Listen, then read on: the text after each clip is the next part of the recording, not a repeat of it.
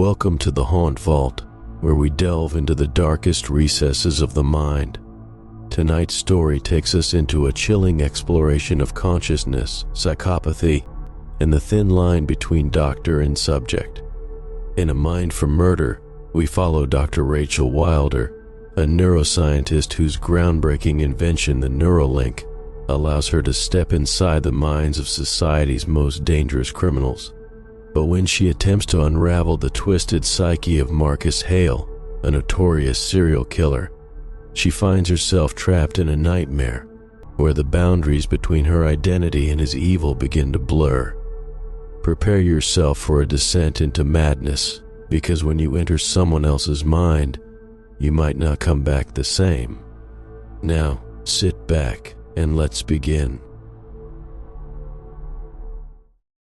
Dr. Rachel Wilder was driven by curiosity, a desire to understand the darkest corners of the human mind.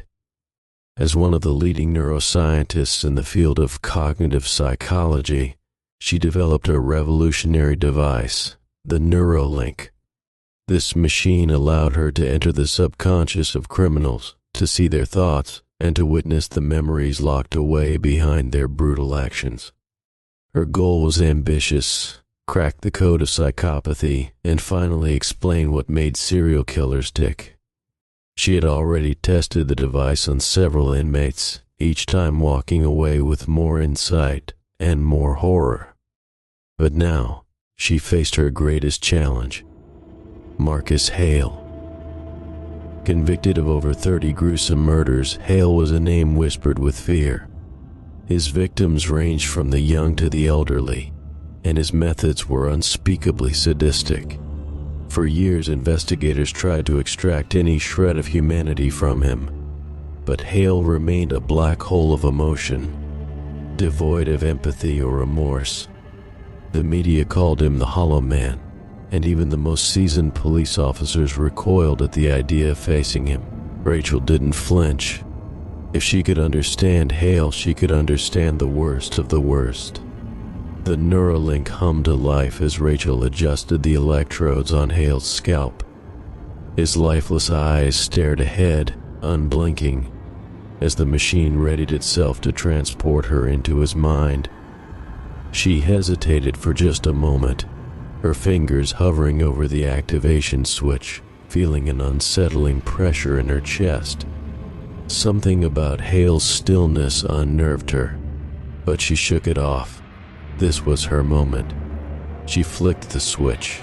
In an instant, the world around her shifted. The sterile white walls of the prison cell dissolved, replaced by an oppressive darkness.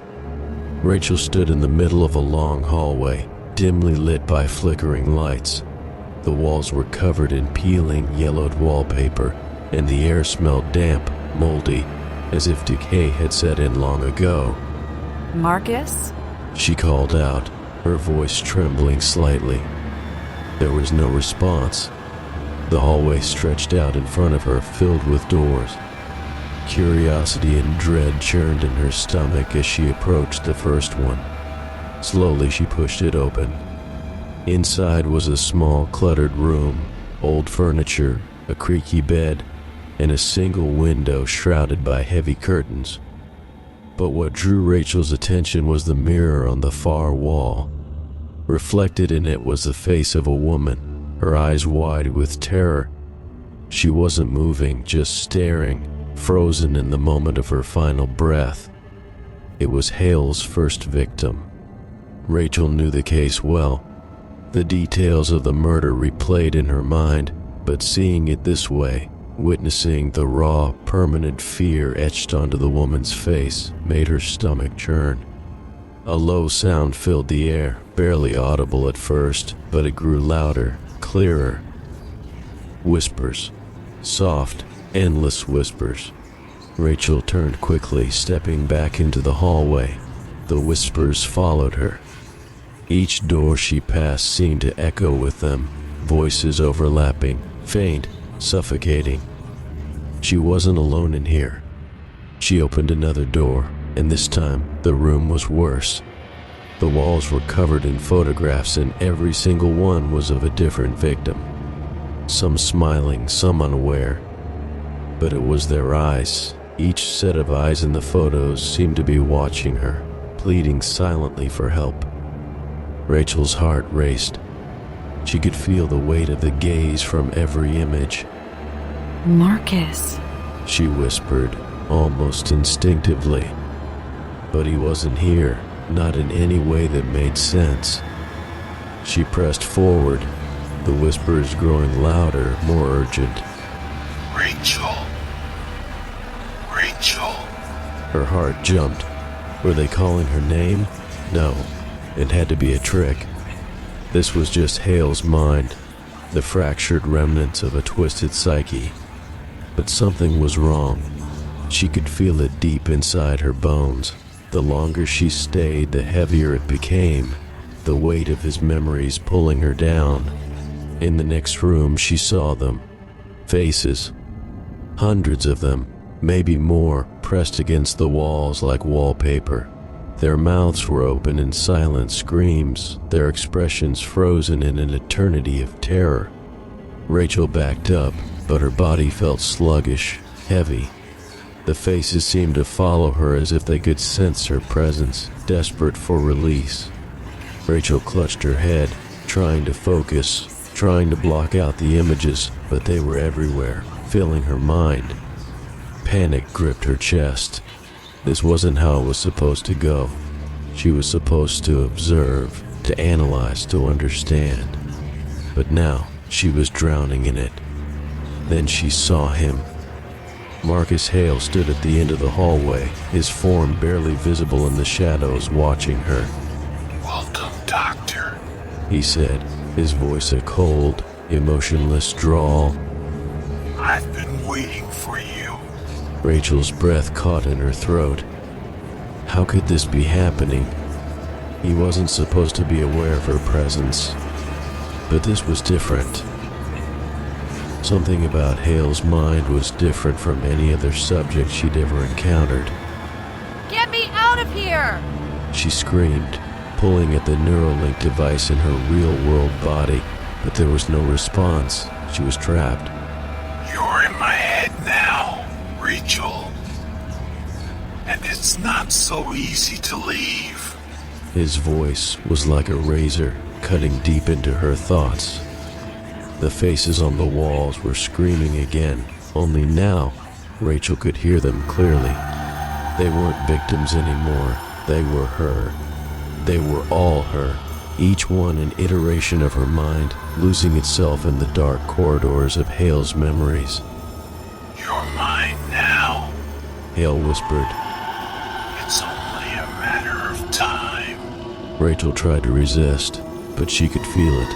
The darkness crawling into her thoughts, seeping into her mind. The boundaries between his psyche and hers were disintegrating.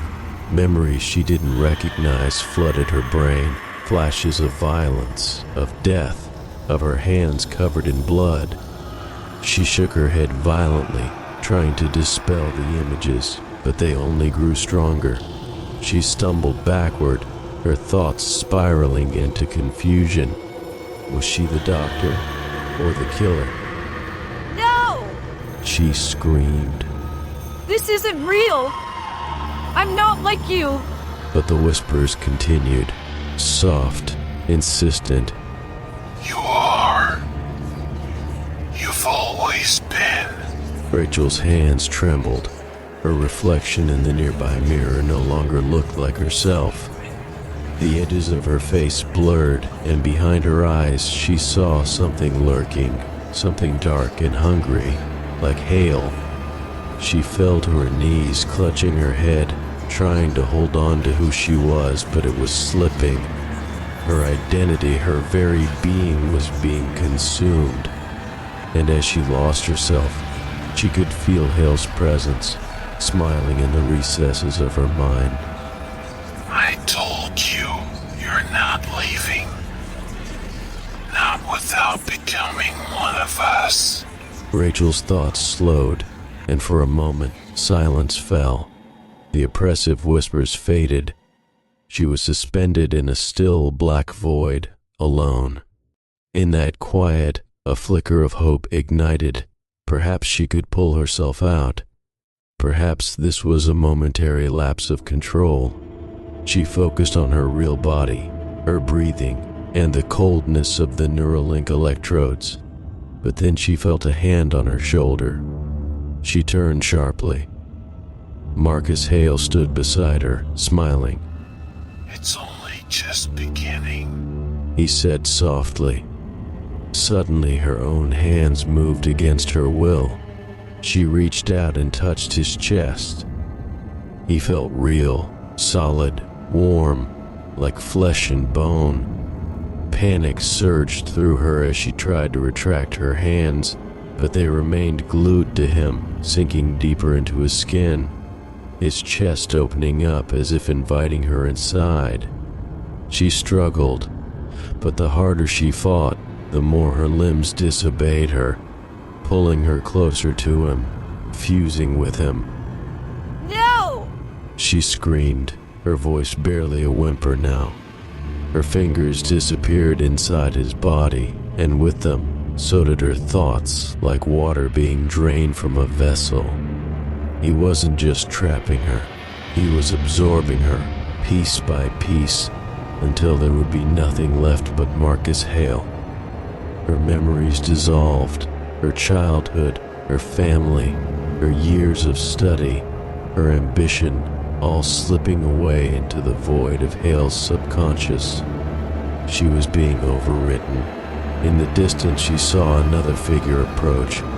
It was her, but not the Rachel she knew. This Rachel's eyes were wide and vacant, her face pale, expressionless. Slowly she turned, mirroring Hale's cold smile. "You wanted to know what makes me tick, Doctor?" The real Hale whispered into her ear as the Rachel double took her place in the hallway. "You should have looked deeper into yourself." Back in the lab, Dr. Rachel Wilder's body sat in her chair, motionless. Her eyes were wide open, but no longer flickered with life. Her assistant, Andrew, glanced nervously at the NeuroLink screen, seeing the endless, chaotic feed of memories, voices, and static. He frowned.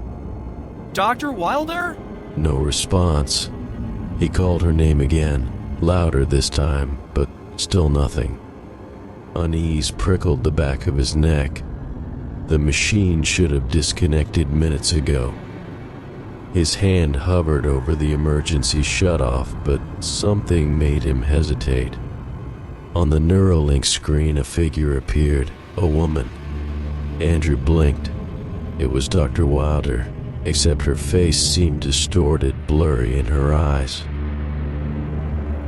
They weren't hers. They were hollow, lifeless. His heart skipped a beat.